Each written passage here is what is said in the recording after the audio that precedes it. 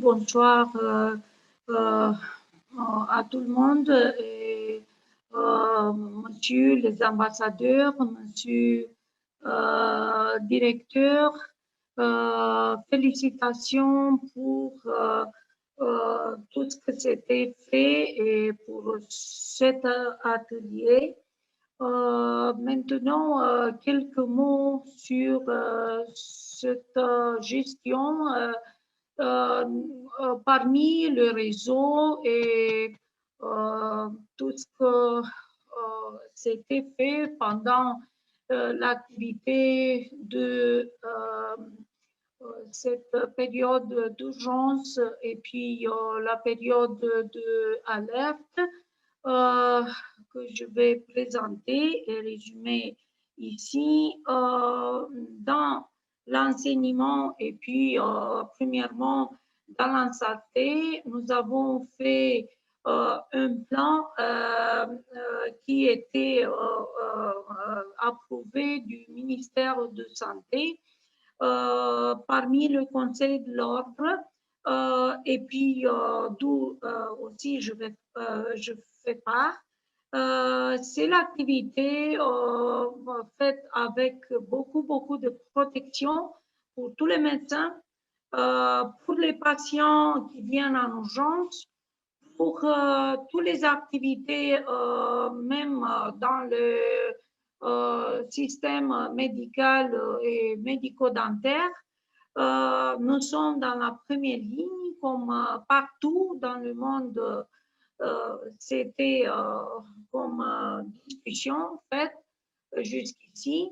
Pour ça, nous avons des protocoles stricts, médico-professionnels et pédagogiques pour les équipements que nous avions et puis pour les techniques, pas produire des aérosols et puis signifie en même temps d'avoir la distance.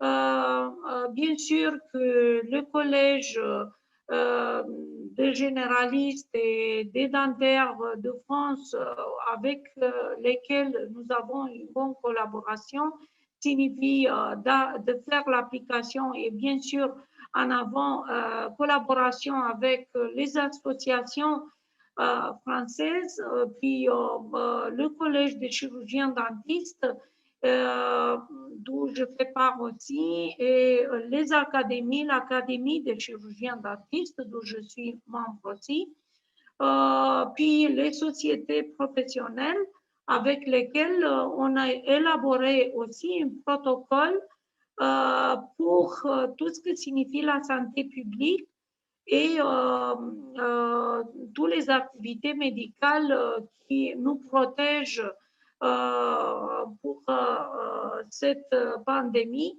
Bien sûr qu'ils sont des recommandations strictes. Quelques de ces recommandations, nous les avons ici. Ça signifie des chiffres de tout ce que signifie les personnes malades et puis les personnes décédées.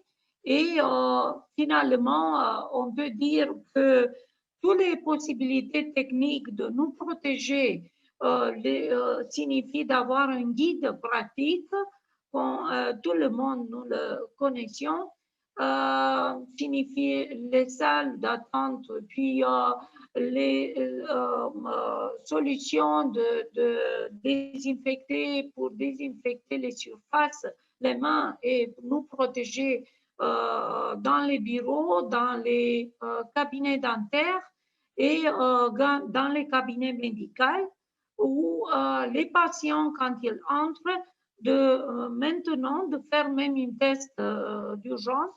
Et puis après, si ce sont des interventions chirurgicales plus amples, de faire des PCR pour connaître leurs états et leur stade s'ils sont des malades, de faire les urgences et plus vite que possible et de faire une enquête téléphonique avant de planifier ces patients de connaître leurs symptômes et puis de faire même des RP en ligne et les envoyer pour tout le monde. Ici sont les étapes de planification de rendez-vous, c'est ce que j'ai dit. Et puis, pour les patients non soignants et pour les soins qu'il faut les avoir, nous avons, après ce schéma, toutes les possibilités de gestionner cette situation médicale. Dans ce cas, les équipements que tout le monde l'utilise sont avec beaucoup de protection. Bien sûr, les surfaces aussi sont après désinfectées et puis comme équipement de travail, qu'on le fasse sur et après l'association dentaire française, nous utilisions tous les équipements qui ne produisent pas des aérosols. C'est ça comme exigence pendant cette période. Bien sûr qu'au fin de la journée, tout ce que signifie,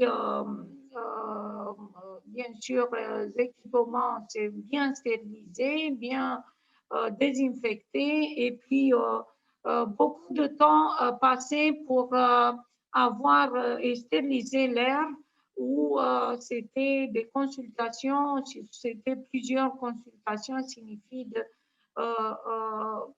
recommander, de protéger et d'avoir même une air frais et ouvrir toutes les fenêtres et bien sûr les portes. Puis les UV sont utilisés, le nébulisateur aussi sont utilisés pour stériliser l'air. Pour les défis de COVID dans les facultés, ça signifie dans les zones académiques, nous avons fait un protocole strict en ligne pour les cours. Tous les cours des facultés de médecine, médecine dentaire et pharmacie se font en ligne, mais pour la pratique, nous faisons la théorie dans les amphithéâtres et puis sans entrer dans les salons avec les patients, mais sans faire des activités pratiques pour dentaires, seulement simulation et si on fait des protocoles pour les patients sans avoir des aérosols. Ça signifie pas préparer avec les turbines, avec les moteurs et seulement des empreintes et puis avoir au laboratoire les prothèses.